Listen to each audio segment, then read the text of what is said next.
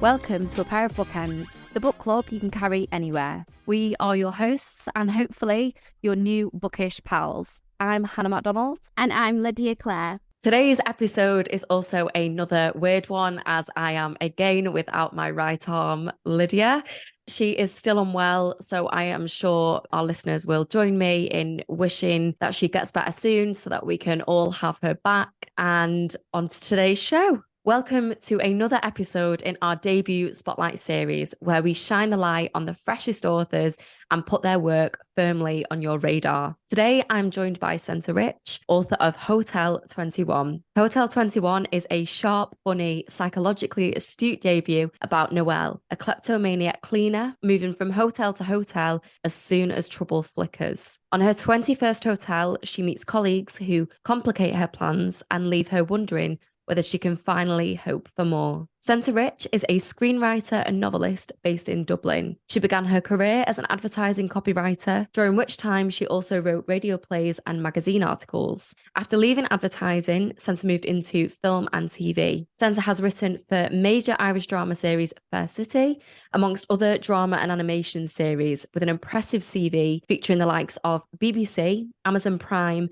CBeebies and other international networks. As well as having a feature film in development, Senta's debut novel, Hotel 21, was published in the UK on the 27th of April as a lead title for Bloomsbury. And the novel has already been optioned for a major MGM TV series. And I'm so excited to chat with Senta today. So Senta, welcome to A Pair of Bookends. Thank you very much, Hannah. Thank you. Thank you for the intro. No, you've got an impressive CV there. So I'm excited to find out more. Right. Who's she talking about? That is you. No, if my CV can look like that one day, I will be delighted. So, so to start off with, we like to start off by asking what you are currently reading. I am currently reading, I've just started literally last night, I'm a Fan by Sheena Patel. Oh my goodness. Absolutely love it already. Oh my goodness. I am in, and it's right up my street. It's so strange. I was literally thinking about an hour ago, I saw somebody else had like tweeted about it and I was like, right, I really need to get this book now. And then you're saying you're reading it. So I'm like, I'm just taking this as a sign that I just need to go and add it to my never ending book pile. Yeah, I really, really like it. I've only read a few pages. I don't really care what happens. I just want to read it. Do you know what I mean? It's so great.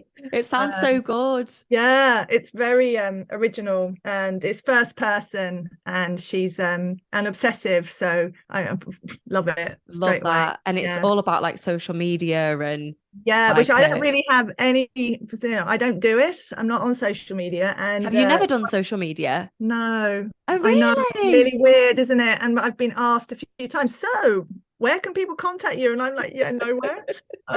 So it just kind of, I never did it. And then then I never did it. And then I never did it. And now I've got a debut novel out. I think it's the wrong time to do it. So I was at an event last week, a lunch, like a literary thing. And I was just giving people my email. My publisher said, look, it might be a good idea to get a website so people can contact you. So I'm doing that, and that's going to be up because I would love to be in touch with readers. That's why I was giving out my email. It's just because it's really easy. I was just going, it's this. You'll regret that. I will, maybe, but they were people who love books and they were writers, and so oh, amazing. And I felt bad that I didn't have like a hashtag whatever. Well, I've definitely seen plenty of your reviews of your book on social media. People are sending them to me, which is really nice. Oh, that's amazing. But I mean, I can't believe that you've like never had it. Like you've just had a real life for your well, I don't know. What's that like? I'm not against it at all. I think it's great. Like it's not a thing where I'm like, I don't do social media. I just kind of missed it. I kind of missed the Facebook thing. And now when I talk to friends of mine who are really brilliant on social media, they're really good at how to handle it and how to manage it. And my son is 19 and he's in charge of how he uses it, and there are all these kind of knowledge, and I feel really ill-equipped. I think that's kind of it. I feel like I would just go on and I don't know, I would just go so anyway. I think don't even have a fake account. I've been told you can get a fake account, you can get a fake account. And the other thing, another writer who's really successful, she told me she's brilliant on social media. And she said you need to spend 2 hours a day doing social media. And because to get your book going, she said you have to do this and do that. And I went, I'm having a panic attack. I'm getting hot even thinking about it. No. I was like, no. But that doesn't mean I don't think that it's amazing and other people shouldn't use it. But it is very daunting, especially if you've not had it. And you have a debut novel out, Yeah. I think it's the wrong time, It's Yeah. also, it's like this. I don't drink. I gave up drinking at 30, 31. And on the night of the book launch, I was really, really nervous. And I said to a friend of mine, God, I really feel like a drink. And he said, if you were going to go back to drinking, now is not the time to have it. Definitely not. So yeah, I just missed the boat, But I think that's really cool that you've never had it, and your book is still doing really well, even though you're not doing this like social media campaign yourself. I've still seen it everywhere. It's clearly it's clearly working, Does it mean it's popping up? It's popping up. A lot of people have read it. A lot of people are loving it. So and you're not even having to do anything on social media for it. So I'm going to have a website. I'm going to have a website. Oh, amazing. I am on LinkedIn, but no one uses that. Yeah, it's a weird one, LinkedIn. I don't know how I feel about it. I don't know. I'm trying to use it. I don't even have a profile, and I think three people a month will look me up, and they're nothing to do with my business or anything. They work in engineering and software companies. And they've just somehow found you. Well, I must have come up on some search or something. I love it. So because this is our debut Spotlight series, we like to start off by asking debut authors what their journey has been like into having their debut published. Could you tell us a bit more about your experience? So I am a TV and screenwriter, so I'd never thought about writing a book. It had never been on my list of anything, and I love reading, but it just never occurred to me to do that. And then I was in Portugal, in Lisbon, and I was staying in a small hotel, and I didn't leave my room until after lunch, and I accidentally annoyed the cleaner. She was standing outside with her arms crossed, like giving me a dirty look. And I went, what's that for? And I went, oh my God, she's been waiting to clean my room, because she'd knocked a couple of times. And I'd said, yeah, is it okay if you come back later? But it was a small place. So it was probably her last room. So I felt really bad that I'd been so clueless.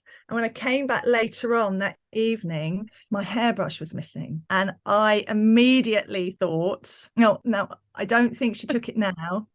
But at the time, I thought she'd taken it as like a revenge lift to kind of get back at me for ruining her day. So I went off into this fantasy. Like, I had dripping wet hair, and I looked at myself in the mirror, and I went, oh, she took my hairbrush. And I was like, who is this woman? This is amazing.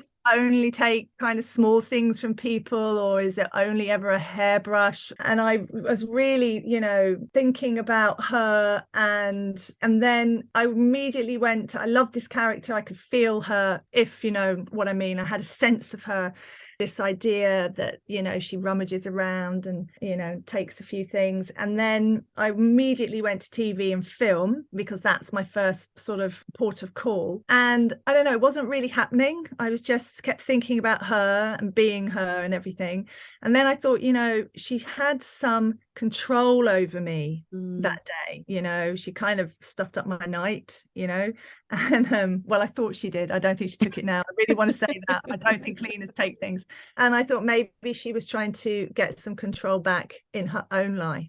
And I started thinking about, the dopamine fix, how we all need that every day. We need a dopamine fix, and we all have to make a decision, or we have habits where we get it from. And I thought, this is where she gets her dopamine fix from, And I thought about it more and more. So from the hairbrush being taken to 2 days later, I wrote the first 4,000 words. And wow. Yeah, I'm a pen and paper writer. I always write in a bit of a frenzy. And I typed it up straight away because we were still away. And I gave it to my son, who was 16 then. And I said, just read the first page, because I have to type it up straight away or I won't be able to read it.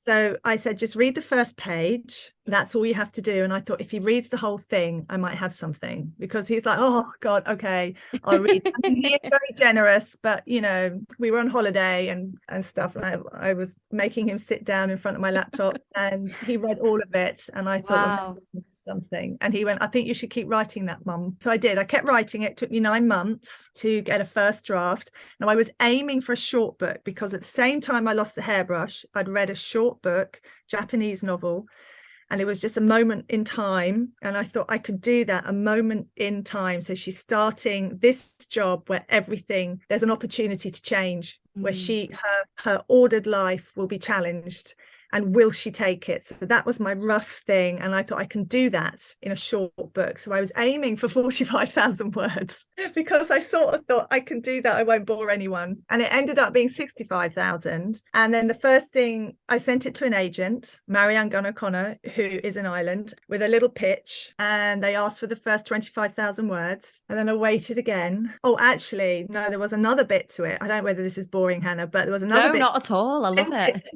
I sent it to a different publisher first, to an agent first. I had an agent in London for screenwriting who really wasn't helping me very much, but I got in touch with him, and I wasn't sure what the protocol was. And I said, I'm sending this book out. And he had an agent that he shared some of his script writing clients with, and she did their books. So he said, he put me in touch with her. I got in touch with her. She said, send the whole thing.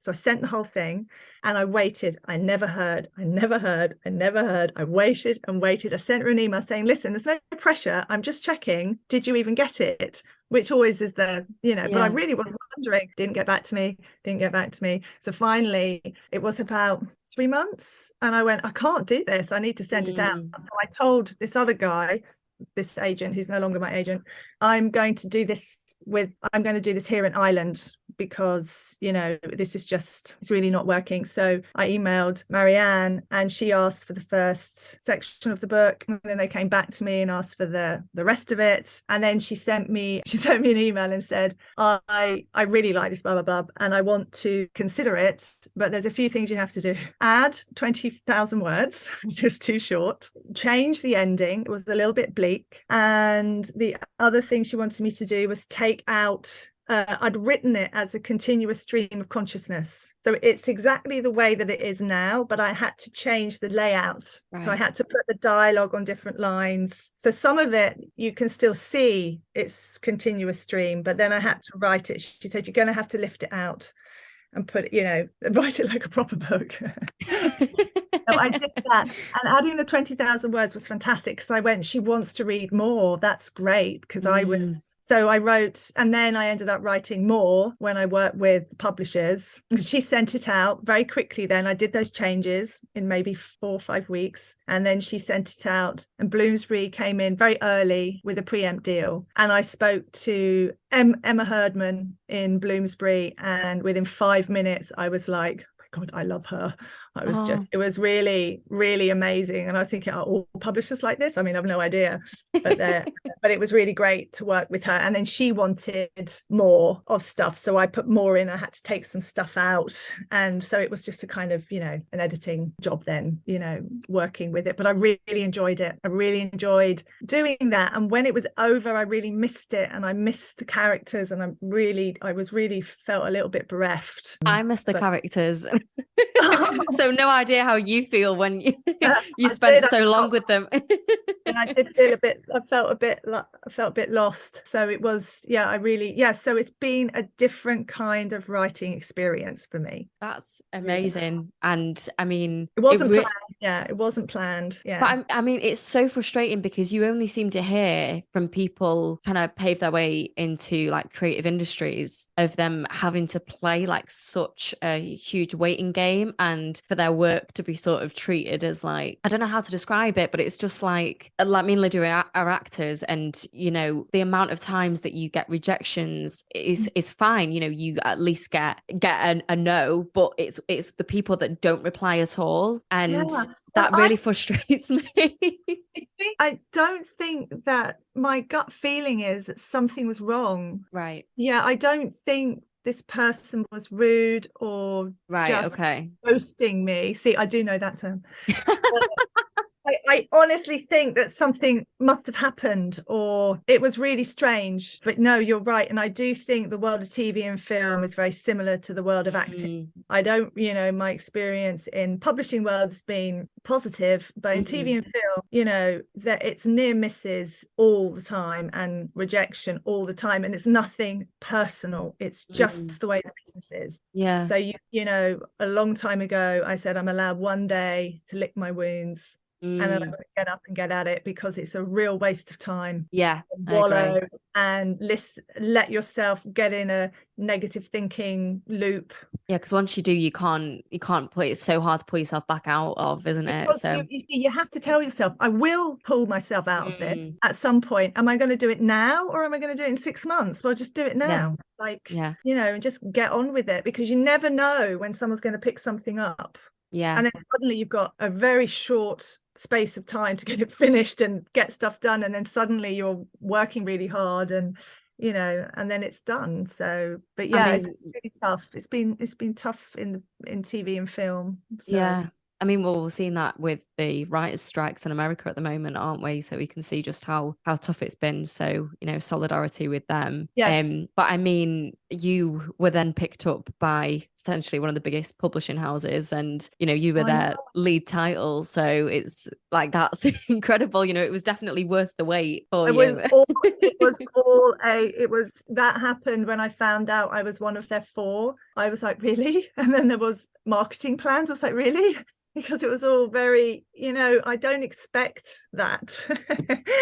I was still getting over having an agent, when all that was going on, So yeah, it was it's been really great and I'm really happy for the book and I'm so happy that it's out there now and it's being read and I can share it. That's a really funny feeling because I wasn't sure how I was going to feel. Now, I obviously have stuff I write on television and stuff, but I write for a show. I'm part of a team and I'm one of the writers. I'm not, the original person that came up with the idea. So I can see my work, but this was just something that I wrote that I can now share with people, and just it's a really warm, fuzzy feeling, which I wasn't expecting. That I thought I'd be terrified, but I'm actually really so happy.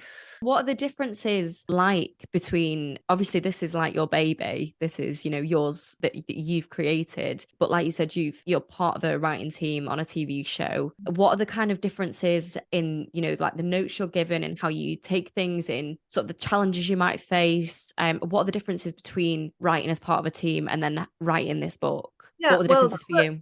Yeah, no, it's a really good question. So I think with the book, I still felt like it was a bit of a team because I had notes from my agent, so she has helped, and then my editor, and then I've had friends that have read it, giving me feedback. So I'm very open to that. So the note giving on the publishing side is really lovely. So there's this thing, in screenwriting, they're the people who know how to give notes and the people that don't, right? One of the funniest notes, although it wasn't funny at the time, was someone had just written on a scene, the word no at the bottom, and you're just like, it's like, no, is that no to me? That's probably the worst note. What does that mean? Yeah, well, I was able to ring up and have a chat with an editor, and find out what that meant. But, or you get something like take another pass. Right. And you're like, but, it's hard, but it's fine as well because it's a really busy sort of business. You don't have time. Your job as a writer is just to do the notes, get it right, do it really, really well, and you'll get more work. If you don't, you won't, right? So that was very different to working with the book, where people absolutely love it, are working with you to make it as good as they can. It's very different. I'm sure if I had my own, no, I don't actually think this. I don't know why I'm going to say that. But let's say I was having a TV show and it was my own, and I was, I'd still have lots of people to listen to and work with. It's always going to be a collaboration. Now, I really want to get into Hotel 21 now because I have lots of questions for you. So apologies in advance. So obviously you've spoken about your experience in the Lisbon hotel that sparked the idea. idea. But I also read that you spoke to various cleaners during your research of the book. Could you tell us a bit more about that research and yeah, the kinds of people you spoke to? It wasn't an extensive kind of research. It was a few cleaners, maybe 5. Some of them had worked in private houses, others had worked in hotels. And what I wanted just to hear about were just what it's like to be a cleaner. I didn't ask them if anyone had ever stolen stuff, but I did kind of ask, has there ever been any problems? And that's where I got the going home bag checkout thing. Someone said that they worked in this place where there was a cleaner who was taking things from the hotel. Right. So probably, I don't know what, maybe some cutlery or cleaning products or something, but not from the guests. And then I heard, and I found out about the red and blue cloths and how the different cloths of different colors. And there was one time I was checking out about food, like do they get fed, in different places. So in some places you might get a sandwich, in other places you don't get anything. And I asked about the 5-star, and they said, oh, in 5 stars you have a canteen for the cleaners and the working staff, and the food comes down, it's nice food and everyone can eat, and it's there all day, it's in trays. And I went, oh my God. So I had to go back upstairs and write the canteen. I was like, there's a canteen in the Magnolia, it has a canteen. So just things like that, and just things like how hard they work, how much they respect their guests, and how they really love, not love, but they take it very seriously that they do a really good job, really matters, that they leave everything perfectly, and the pride for that, So that was really, it was really good. But a lot of what I wrote was kind of based on my own time working as a waitress in big places, where I'd go in through a service door at the back of you go in and there's a staff room. And also I've always really, I don't go away loads or anything, but whenever I do, I'm always aware of the cleaners. I'm always wondering. I've always been, they're always so nice. Yeah. And they go in, and I'm always, you always think, oh, the cleaner's coming in, I better tidy up. You don't want to leave the place in a mess. But then you hear these horrible stories about people messing up their rooms, doing gross things and stuff like that. So yeah, I like stuff that is behind the scenes, Yes, me too. And me and my sisters, we've all been waitresses, and I worked in hospitality for 11 years. And the stuff that you see, so this was amazing for me to read, because I'm the same as you, I really like sort of behind the scenes stuff of service workers and stuff. And I think especially with cleaners, I felt it a little bit as a waitress, but it's definitely nowhere near as bad as it is with cleaners. I feel like cleaners, there's a massive amount of disrespect towards them. And like you've said, because you've worked as a waitress, you don't see them in that way. And it's the same for me. But people that haven't worked in those jobs, there's definitely a sense of disrespect, and they see them as beneath them. And that's what I loved so much. Just awful. That's just awful. No one's beneath anybody. No, definitely not. And that's just, and I think you're right. There's a lot of shitty jobs being a waitress. I worked in a pizza place once, and the toilets were leaking, and I had to go in and mop it up every 20 minutes. I didn't think twice about it. I was like, this is what I have to do, because customers come in here, there's water everywhere. So, you do cleaning, you clean down. I worked in, thank God it's Fridays, TGI Fridays. Yeah. I've worked there, and you have to clean down the kitchens at night, So I did feel like I wasn't completely alien to what it would be like to be a hotel cleaner. And I reckon I would have been quite a good one, hotel cleaner. I think I would have taken pride, and I think I would have been like, how can I make this look really nice?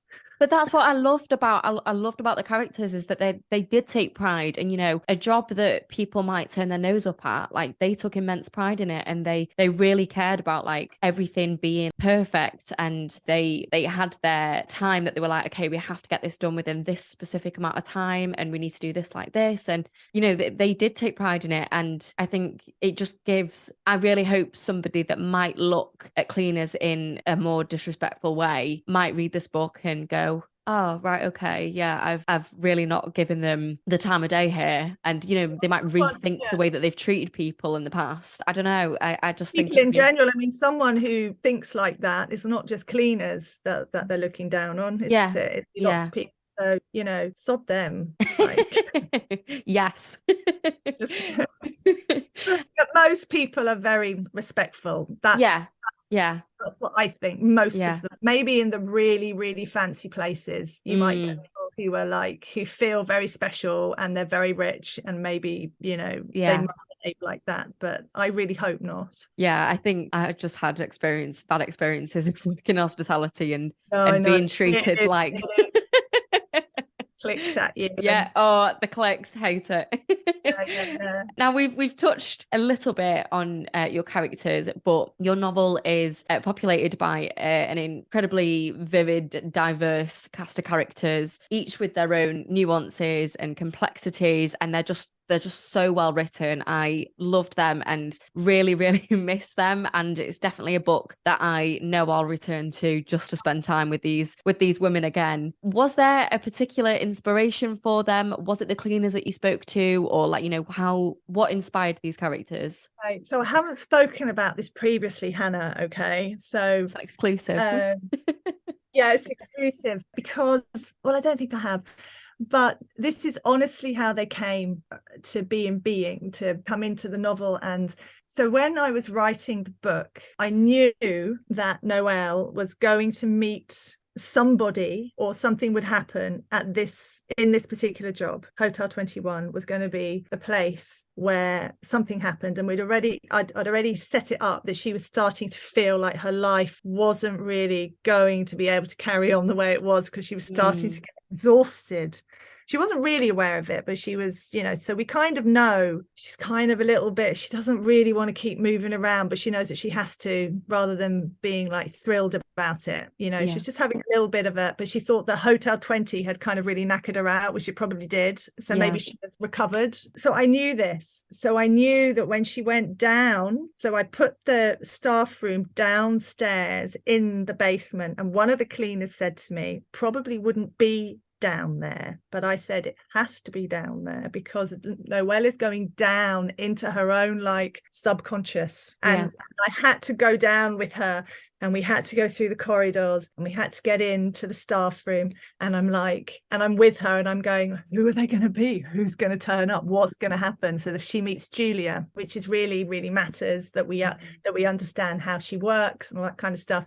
But all the time I'm thinking, these women are going to turn up, this person, whoever it is going to turn up, who's it going to be, so then she's back in the staff room, and I'm going, who's it going to be? I don't know at this point. And then the first person she meets very quickly is Marley, and then there's a whole thing about who's on floor 7, and she doesn't want to be stuck with Julia, so there's lots of kind of stuff going on, and it's busy, and all the other women have arrived and all this kind of stuff, and I'm thinking, okay, so there's Marley. Now, Marley, later on during the edit, I put her in there earlier, but she had appeared, and I knew she was just really feisty, really funny, really spiky, and very, very passionate. And she's kind of a part of Noelle, right? Yeah. And she's Yeah. also a part of me. And then in comes Gabby, and Gabby's the kind of wobbly one, she's got problems at home, and we know that there's something sort of going on, but she's terribly sweet, she's very nice, she's very loving. And then Rose comes in, who's full of sharp one-liners. She's a little bit older, but again, she's very warm, and she's trying to read the handshakes, and she's getting on really well with these three. She's like, oh, this is great, this is really easy. And then I was going, who is this person that's going to cause a problem? Who is it? And I had no idea how that story was going to go. Wow. I don't know whether it's okay to give spoilers. I don't know. Is it? I don't know.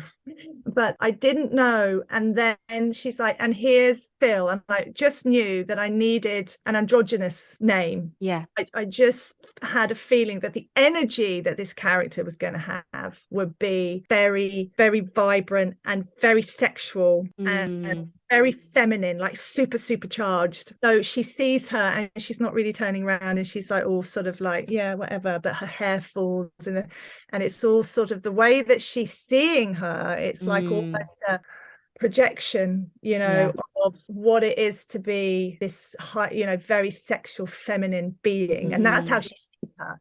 So she came, and she is the one who immediately goes, what's your story? What's all this about? I don't buy any of it, and she's completely thrown, because she's looking at this woman going, wow. Yeah. And she's trying to understand the energy she has and the force it has upon her.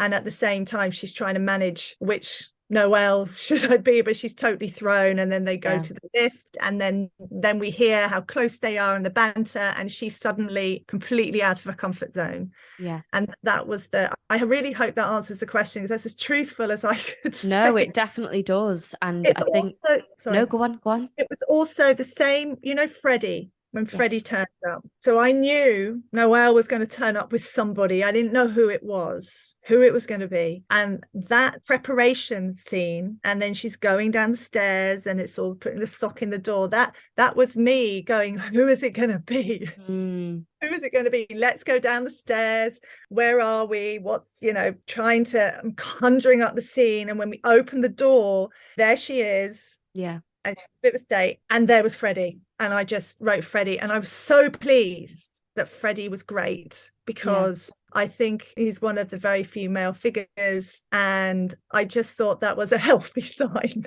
Yeah. It was quite healthy that I had this really, he's a very special, important part of the book, and we don't see him very much. And I was asked to put him in more, but it was very difficult, because he's not really part of Noelle's story, her point of view, Yeah. And the friendships that blossom out of her going to this 21st hotel is so amazing. And I think, like you just spoke about with that moment when she first meets Phil, it's like she's kind of gone about her life and been able to jump from job to job, being quite invisible and keeping herself so very private. And she's kind of protected herself. She's put this like armor on, and she's kind of hidden herself away from people, and just took off when things have got a little bit too personal, or there's people have kind of cottoned onto something about her. She's just kind of run away from it. And I think this is the first time where she really feels seen, and it's these people that she meets that they see her, and she doesn't know what to do with that. And I was about to say something else then. I was like, Hannah, don't give any spoilers. Yeah. No, I know. It's kind of hard, but it's also so difficult. It's also a story about who is she. So it's not which Noelle is she going to be now. The real question is, who is she? Yeah. She doesn't really know. And this is the first time she's woken up to think about that, because she's out of her comfort zone. She's kind of being herself without even realizing, because women are so full on, she doesn't really have a chance. And I think one of her coping mechanisms for like past trauma is definitely the taking things, and the fact that they are like small insignificant things that she takes. It is just that, like, that's her coping mechanism to get through her day to day. It's the thing that she, feels pulled to do. And it's actually an incredibly underrepresented condition, which you've obviously brought to the forefront. And it's kleptomania that Noelle struggles with. It's a condition that I know very little about. Yeah, well, she's not actually, no, you're right, but she's not actually a kleptomaniac, because she takes small things. Right. So she is. Right. Yeah. But she's not in the normal sense of the word, because normal, well, not normal, but when people are taking things, they steal from shops, they take cashmere jumpers, they valuable things. Now, they might not use them or sell them on, but it's normally valuable things or something that they want. So hers was more, as you said, a response to trauma. So when she's been in survival mode since she was very small, and this was the one thing that gave her a bit of a buzz. And she clearly says, if I hadn't found this, I don't know what I would have done. And that's quite worrying for her. So I think that is the buy-in for the character. It certainly was for me. there was part of me wanted to make sure that she could keep taking things, and if she wasn't going to take things, something needed to replace that. Yeah. And then she finds herself in no man's land. Yeah.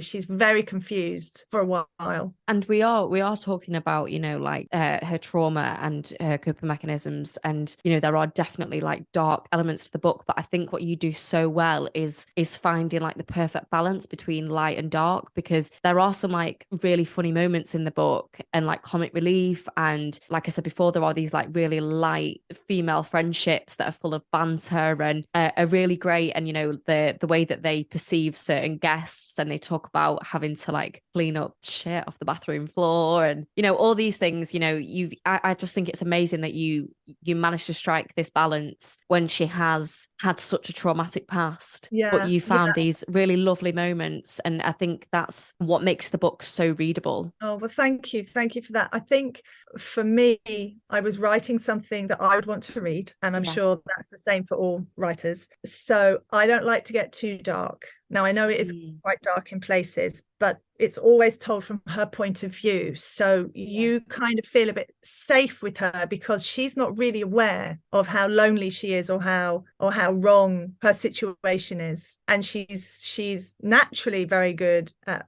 reading people, but she's also learnt to use that as a skill to survive, but she's not really aware of that. And then the humor for me is really, really matters, that we can make it, we can find the humor in the dark and the dark in the humor, because I think that's where the balance is, and I would never want to get too dark. So I'm just not really like that, but then I have been told it's very dark. No, but it's rightfully dark in places, and that's something that I wanted to speak to you about, because we've mentioned on the podcast before that me and Lydia love reading about mother-daughter dynamics. I think they're such obviously such an important relationship, but they can be so complex and nuanced, and it's a relationship that I'm very much drawn to reading about. And Noelle's relationship with her mother is obviously quite turbulent. It's been very chaotic. She's endured emotional and physical abuse at the hands of her mother, and that's essentially what she's been running away from. She doesn't want to have to kind of process that trauma that she's experienced. What did you kind of want to explore through their dynamic and sort of the lasting impact that has on Noelle? Yeah, I think that's a really good question. And the answer is this, and it is that what I was exploring at the end of the book and during it as well, what does it mean to be a good person? So she really has no ability to love, right? The mother, quite damaged, and cruel as well, in a kind of like a, not even in an obvious way. Her most cruel times were when she was just she just say the odd thing that was just really painful, but Noelle knew that she was just saying these things. I think that also helped us with the darkness, that she knew she was lying about certain things and stuff like that. But it's really about, what does it mean to be a good person? Because she shows certain moments where a gap will open and the mother shows some kind of humanity, right? She shows a little bit of caring nature, towel drying her hair. She sticks up for her that time. There's the laugh. There's these little things. The vending machine. She says Snickers or Mars bar. That killed me, that moment. And the whole time she's thinking, where are my exits? How am I going to get out of here? So at the end, to her journey about that is, does it matter? Like, it doesn't add up to anything. She was trying to find, did her mother love her at all? Did she have any little bit of love for her? And what she decides is, even if she did, it wasn't significant. It doesn't matter. It doesn't matter. And you're right, there is a really funny thing about, maybe it's just daughters and mothers, maybe, but you will hang on for dear life. You want to be loved, you want it to be okay, even if it's toxic. And I think you just really, you're hoping, she's just hoping, is there some way that I could forgive her, maybe? And she can't really. Yeah. And that's actually a release for her. That helps Mm. her. That's part of her journey to move on. I think another thing that I found really interesting about Noelle and her mother is and I don't know if this was intentional at all, but is class and the social class that they seem to be from. It seems to be like lower working class. And I definitely think that whole relationship and their kind of class identity influences so much of Noelle's future. You know, we have her in a future with her flat and kind of worrying about Phil's first impressions of the flat and the fact that she goes out before having friends around for dinner and goes and buys all the herbs and spices and like tips some of them out of each thing. And I just think like so much of it has stemmed from that relationship with her mother and what her upbringing must have been like and how her mum must have felt in terms of like self-esteem around her class and how that's influenced her own perceptions of herself. And I was just kind of curious, like, whether that was actually intentional or not with their class, or whether that was something that you just kind of wrote organically. An intentional thing. I wasn't intentionally writing about class. And I think when it comes to her flat, hasn't got much respect for herself without realizing it. That she lives in these absolute dumps. And she doesn't think about it. But when Phil is due to come round, she never had anyone round to any of her flats before. She's suddenly looking at it and wondering, will I be judged? Yeah. So maybe, you know, because she wants things to be nice. Yeah. And maybe it does. I mean, her mother made the house look nice when the social worker was coming round. Yes. You know, when she had a disgusting carpet in her flat. But I don't know whether any of that really bothered her, you know, because, you know, it wasn't that she was embarrassed of her flat. It was suddenly she was looking at it and wanted to impress someone. But you're right. I mean, I don't really like, you know, talking about class like that or saying, you know, she's this or she's that. But you're right. I think Phil's probably, you know, she's educated, she's been to college, her granny gave her a flat, you know, she's a little bit, but they're equals. They're all equal. And they never complain about being cleaners. They never look at themselves and wonder where they are in life or where their pecking order is. They don't feel like anyone looks down upon them. They're not. They're feisty, strong, and sure of themselves. You know.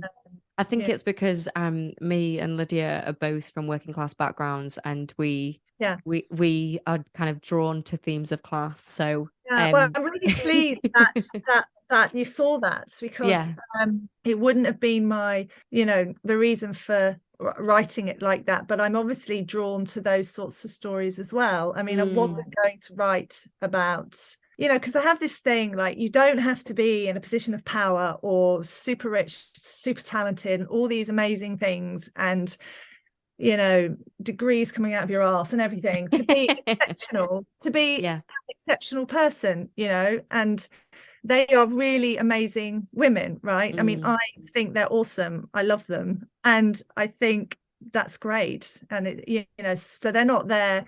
Yeah, I mean, Marley is obviously wants to be a manager and she so will be. Yeah. So she definitely, I'm sure we all know she's going to make it, because when someone is that sure, you know, they're definitely going to make it. And Rose will just be there going, I'm not working for you, mate.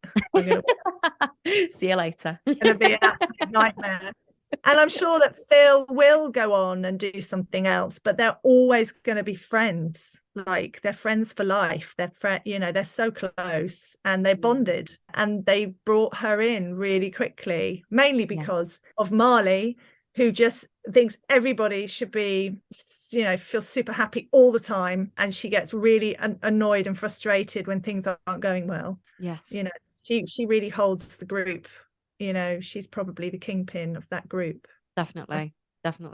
Now, I want to squeeze in a quote because this quote just really stuck with me. And I'm sorry I'm going to be that person that reads your own book back to you. But I just loved this moment. And I wanted to give our listeners sort of a taste for your book so they can all go and order it and read it for themselves, which I highly encourage that they do. So, my hand wanders under my bathrobe and down towards the mound of pubic hair, but I quickly move it away.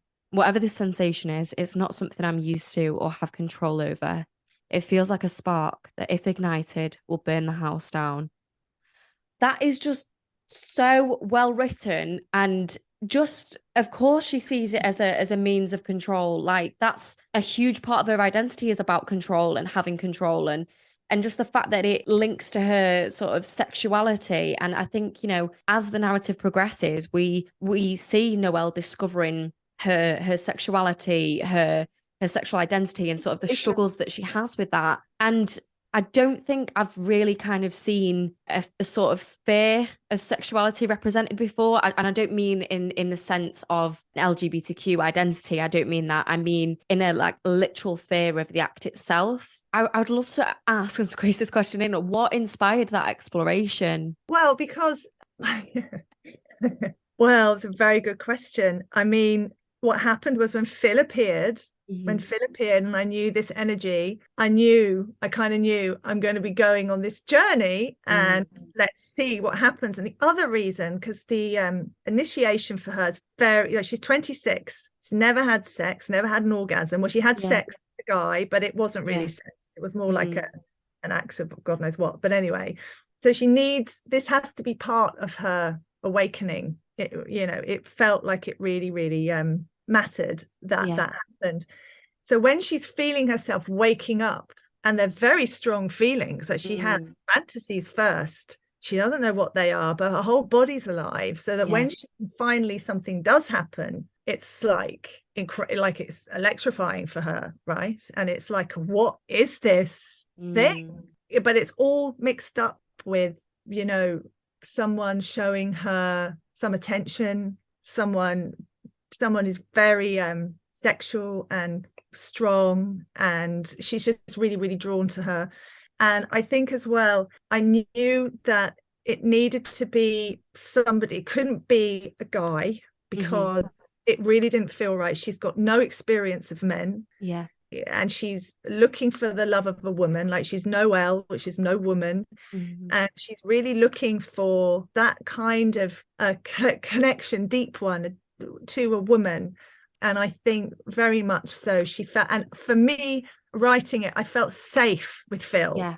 You're not going to do what happens in the book with a guy. You might be afraid for her, which she's dragged into a cubicle with someone she doesn't know very well. I might have felt a bit afraid for her, but it was all it was safe. I felt like she was safe with Phil, and that really mattered. Now, I have to be honest, when I got to writing that bit, I kind of stopped writing for a bit. I was a bit like, I was like, it felt really natural and good, and I wanted this to happen, but I was thinking, should I, can I do this? And my best friend from England, he came over, he's a gay guy, and I gave him the book to read. I said, can you just read this to me? It's something that I'm writing. And he went, yeah, sure. And he disappeared. He didn't come out of his room. And I was like, what are you doing? I haven't seen you for 2 years. He went, I'm reading your book. I was like, okay. And then he finally came out, and I went, so what do you think? He goes, I think it's great, a really lovely story.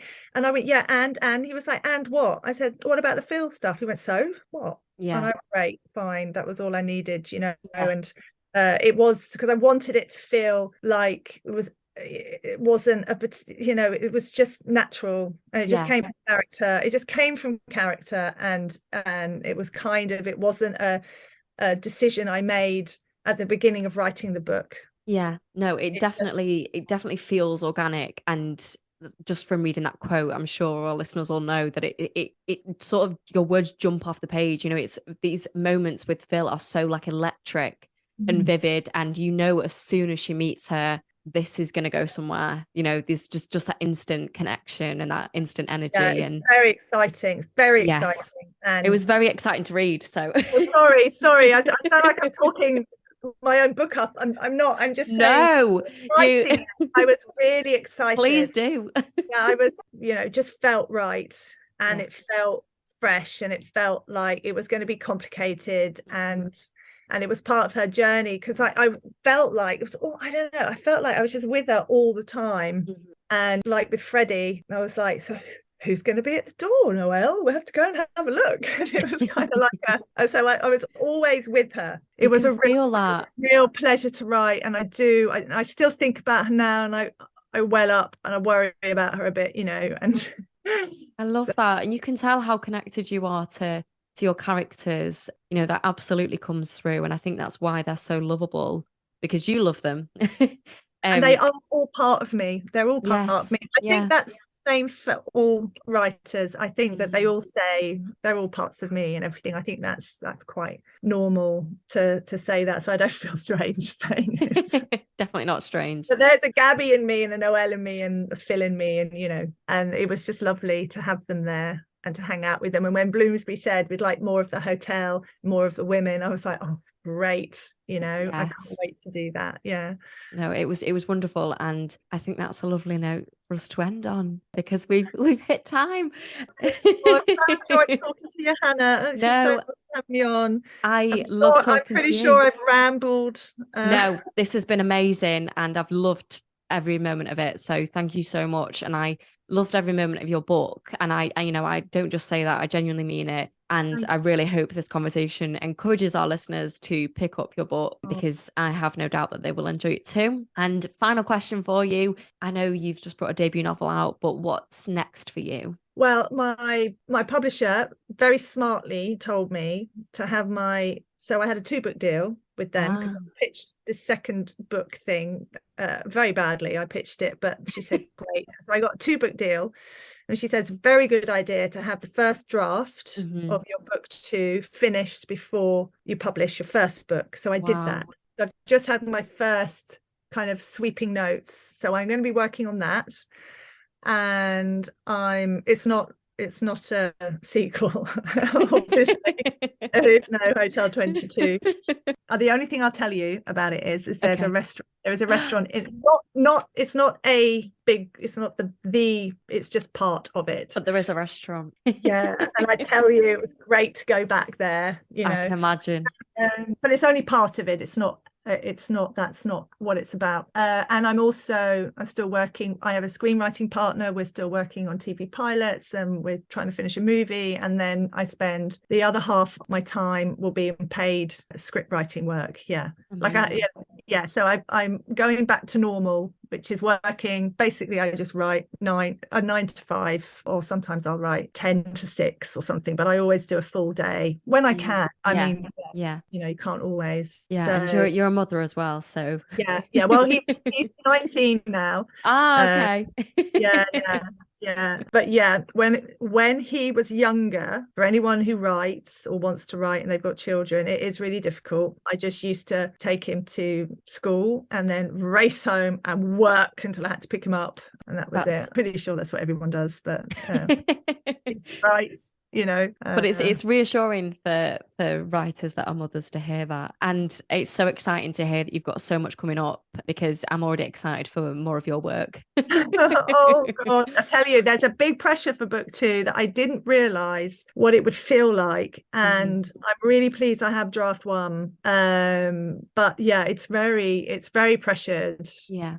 Different, because the first book, with this book, I was just writing it like, it doesn't matter, just keep writing it, see what happens, and then maybe we'll try and get it published, but it's okay, just enjoy it. It's slightly different this time, because I have this feeling that your second book has actually got to be even better than your first. It feels like that. I have no doubt that your second book, your third book, your however many books are all going to be great, because it's come from your brain. So hopefully. Well, thank you. I'll take that and write it up on my yes, please do. Yeah. But thank you so much for joining me today. I have loved chatting to you, and listeners, I am going to include a link to buy Hotel 21 in the show notes. Please do go and buy it, and also keep an eye out for Senta's website so you can send her lots of lovely messages about her book. And if you enjoyed this episode, please don't forget to rate, review and subscribe, as it helps to boost us in the charts. And you can give us a follow at A Pair of Bookends Pod on Instagram and at A Pair of Bookends on Twitter and TikTok. And that is all. Thank you so much for listening. And Senta, thank you once again for joining me. This has been wonderful. Thank you so much. Really enjoyed it. Thanks, Hannah.